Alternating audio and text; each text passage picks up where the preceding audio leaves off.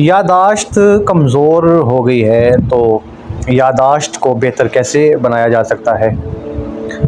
अगर आपको भी लगता है कि आपकी याददाश्त कमज़ोर हो गई है तो गौर करें कि आपका फ़ोकस कैसा है। फ़ोकस बहाल करना ही याददाश्त को बहाल करता है।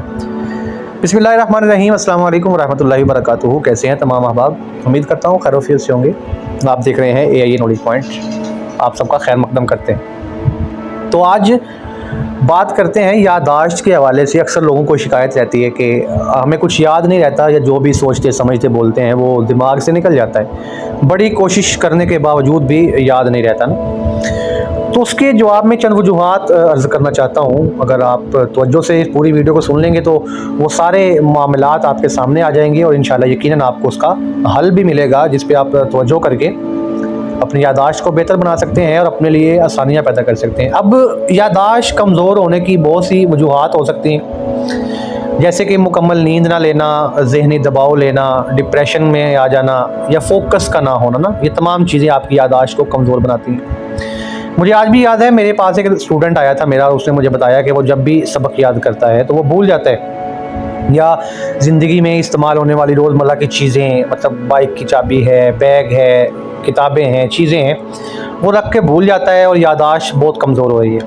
वो फिर अपनी इस सूरत-ए-हाल को लेकर काफ़ी परेशान भी था, और ज़ाहिर है होना बंदा परेशान होता है और ज़हनी दबाव का शिकार भी हो रहा। जब इसे इस डिटेल में बात की गई और मैंने इससे पूछा तो हिस्ट्री मालूम की, तो मुझे पता चला कि इसकी ज़िंदगी में कुछ परेशानियाँ चल रही थी, जिसकी वजह से उसका फोकस लम्हा जो है वो मौजूद नहीं होता था, बल्कि उन परेशानियों की तरफ रहता था, जिसकी वजह से इसका ज़हन इंफॉर्मेशन को स्टोर ही नहीं कर पाता था और इसे लगता था कि इसकी मेमोरी कमज़ोर है। ऐसे में मेमोरी कमज़ोर नहीं होती, बल्कि फ़ोकस ना होने की वजह से पहले स्टेप में ही ज़हन चीज़ों को रजिस्टर्ड ही नहीं करता। जब आप कहीं खोए खोए रहते हैं तो आपका ज़हन कहीं और होता है, और इसी वजह से ज़हन में उस लम्हे जो मिलने वाली इन्फॉर्मेशन होती है वो स्टोर नहीं होती ना, क्योंकि ज़हन उस वक्त काम नहीं कर रहा होता।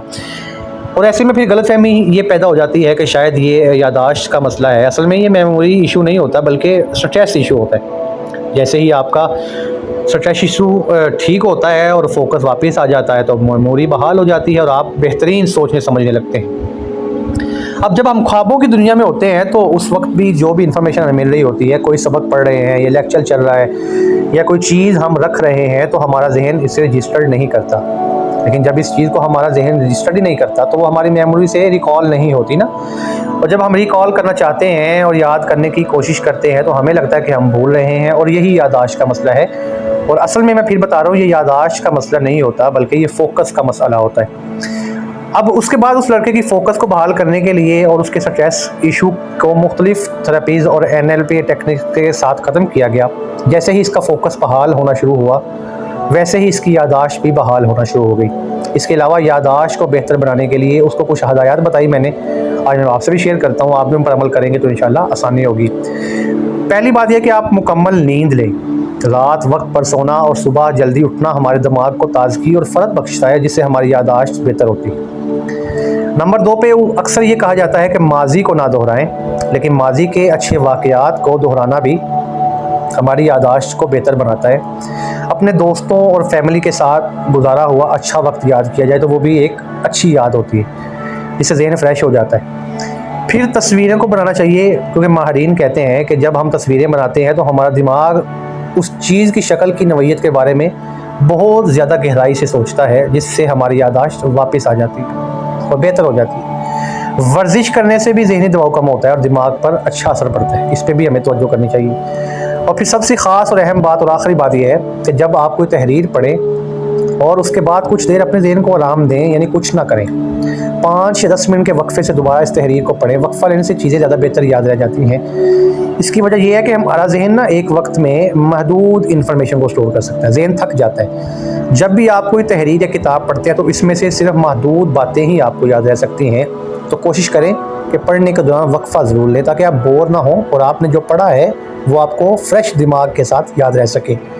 तो इंशाल्लाह ये वाले मामलात और ये तरीक़ाकार अपना कर आप अपनी ज़िंदगी को बेहतर बना सकते हैं। और ये जो लगता है कि याददाश्त का मसला है, जो असल में स्ट्रेस का मसला है, इससे बेहतरी का मामला हो सकता है। तो अल्लाह करीम सबके लिए आसानियाँ पैदा फरमाए। जल्दी मिलते हैं एक नई वीडियो के साथ। तब तक के लिए अपना ख्याल रखिए, दुआओं में बहुत ज़्यादा याद रखिए, अपनी कीमती राय से मोहब्बतों से नवाजते रहा करें और देखते रहें AIA नॉलेज पॉइंट। चैनल पे नए हैं तो सब्सक्राइब कर दीजिए, दोस्तों से शेयर कर दीजिए। अल्लाह हाफिज़।